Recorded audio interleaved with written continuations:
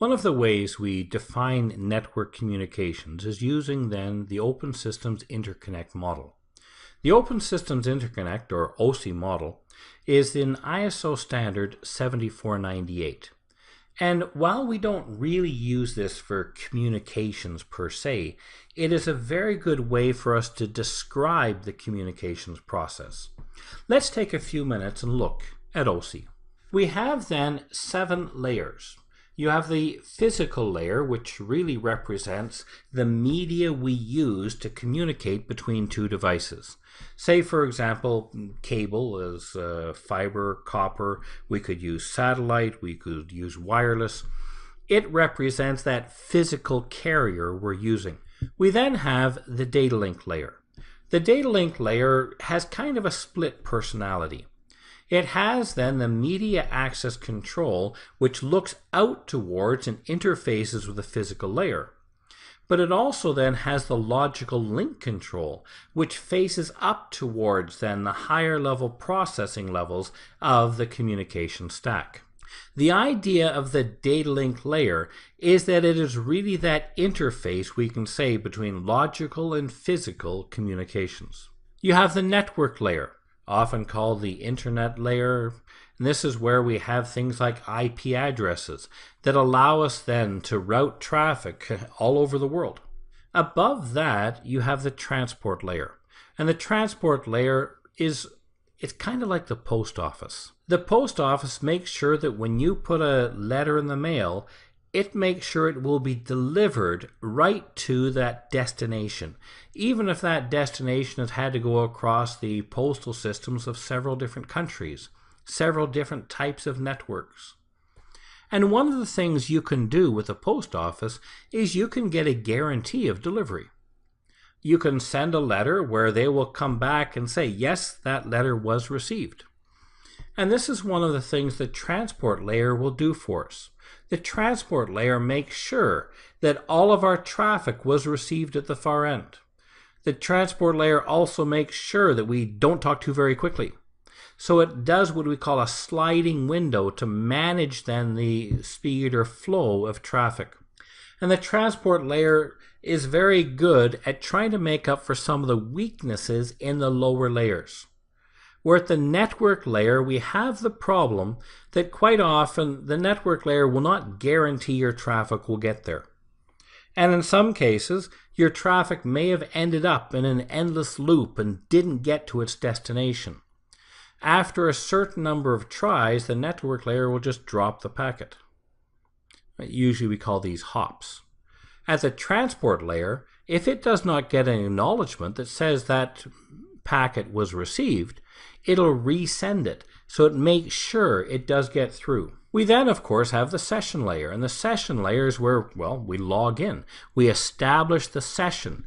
If you are going to do things like online banking, you establish and log into your bank, and it's kind of the session layer that kind of manages that for you, so that your traffic all goes to your account, not to somebody else who might be logged in at the same time. The presentation layer, we don't use it a lot these days, but it's mostly concerned with things like the formatting of our data. One of the areas where we use the presentation layer is if you're using compression and decompression. Say you're sending MP3s and MP4s. This is where the presentation layer will worry about that formatting, compression, decompression. We also use it, for example, if you're going to send an email that has a JPEG in it. JPEG doesn't transmit well through email. So therefore, the presentation layer will take a JPEG and convert it into a format that can be then transmitted. And of course, the top layer is the layer that interfaces with the application. We call this the application layer, even though it's not truly the application, it's the interface to the application. So if you sent, for example, an email, your email was, maybe you wrote it in Outlook or Thunderbird or some email engine. When you hit send, then your Outlook passes it down to the application layer. And the application layer now takes it and it puts a header on it. The purpose of the header is because when your email gets to the far end, to the person you've sent it to, That person at the far end, their application layer needs to know what to do with it. Is this email? Or is it something to go to their web browser? Or is it something to go to FTP? So by putting a header on it, we communicate to the application layer at the far end that says, hey, this is email, so therefore send it to his email engine. And each of these layers has an individual task that's used in building then an effective communications. Now, the nice thing about OSI is that it is a very defined, shall we say, structure. Now, we don't really use it, but at least it allows us to use this as a reference for understanding how communications actually happen. Instead, today, we tend to use TCP/IP, Transmission Control Protocol over Internet Protocol. And TCP/IP combines a number of then the layers together. We see that, for example, the application layer of TCP/IP really includes the functionality of the application, presentation, and session layers of OSI. The transport layer, often we call it the host-to-host layer, because it does worry about getting traffic from host to host. We then have the network layer, sometimes called the internetworking layer. And the bottom two layers, data link and physical, are often just then called the physical layer.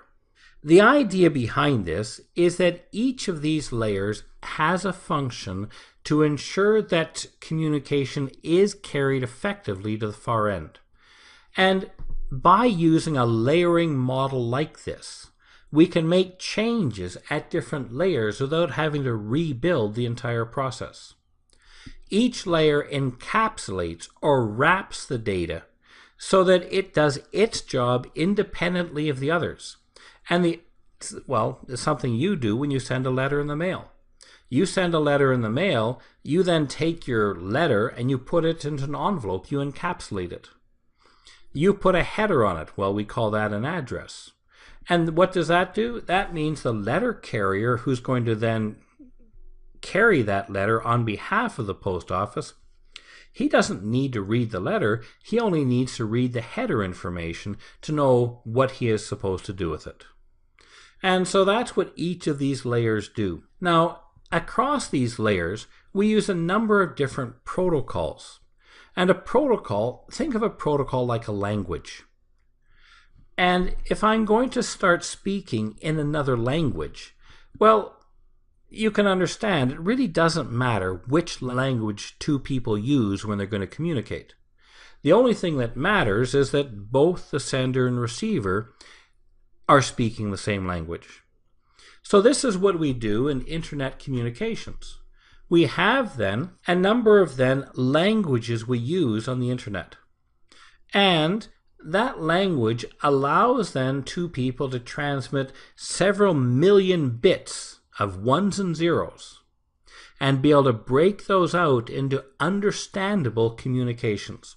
That's what a protocol does for us. And we use different protocols at different layers to enable that communication to happen effectively. For example, at the application layer, we often use Hypertext Transfer Protocol. At the host-to-host layer, we'll use Transmission Control Protocol. At the Internet working layer, we'll use Internet Protocol. And each of these protocols has then a different purpose. And because we've kind of agreed on the format of these communications, we can now communicate effectively between different hosts. We mentioned the physical layer, the way to connect different devices together. And this type of network media here, we use things like unshielded twisted pair. Unshielded twisted pair, cheap, easy to work with.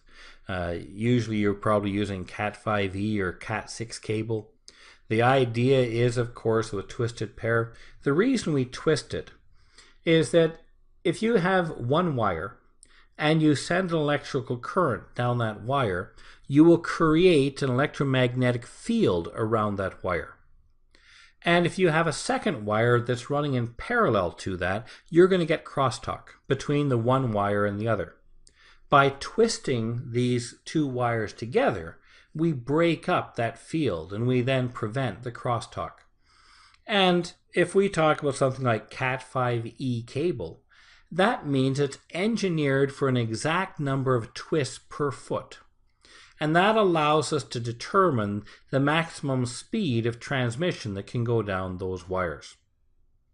Now the problem is that any traffic I'm going to send down a wire, or any traffic I'm going to send anywhere, is going to suffer from attenuation.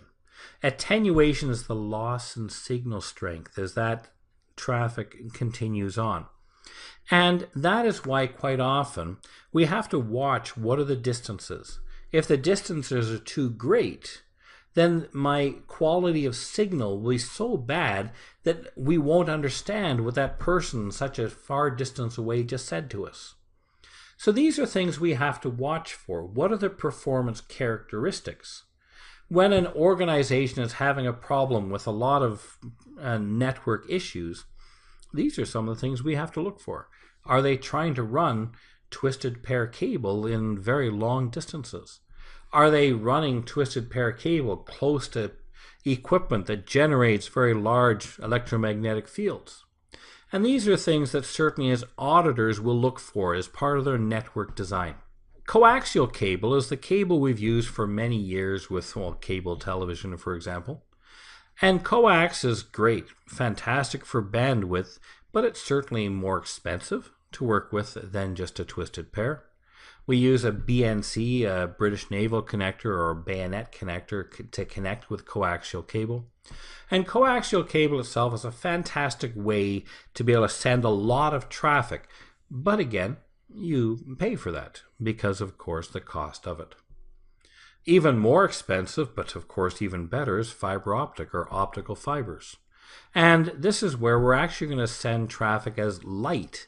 Instead of sending electrical pulses, we're going to send light pulses down a glass or plastic fiber. And the advantage of fiber optics is tremendous speeds. We can get speeds with this that are just unimaginable, as compared to copper cable. But again, a little more expensive to work with. And the idea, of course, with fiber is that we do have to watch that certainly we have it properly protected. But some of you probably already have fiber in your home. And the advantage of this, of course, is that you've got now tremendous bandwidth and capability for network communications at home. And then we have many different types of wireless communications. Well, from satellite to microwave to, of course, optical, where we're actually sending a laser transceiver between buildings. And, of course, the traditional 802.11 A, B, G networks and so on. And the wireless, of course, is a fantastic way to be able to communicate. However, as you know, the risk with wireless is somebody jamming the signal, intercepting the signal, some type of interference in the signal and so on as well. But many of us, of course, are using wireless in the office, even at home, and of course even in very remote locations where we can communicate now wirelessly effectively. And depending on the type of wireless standards we're using, it will also determine then the distances and so on we can use.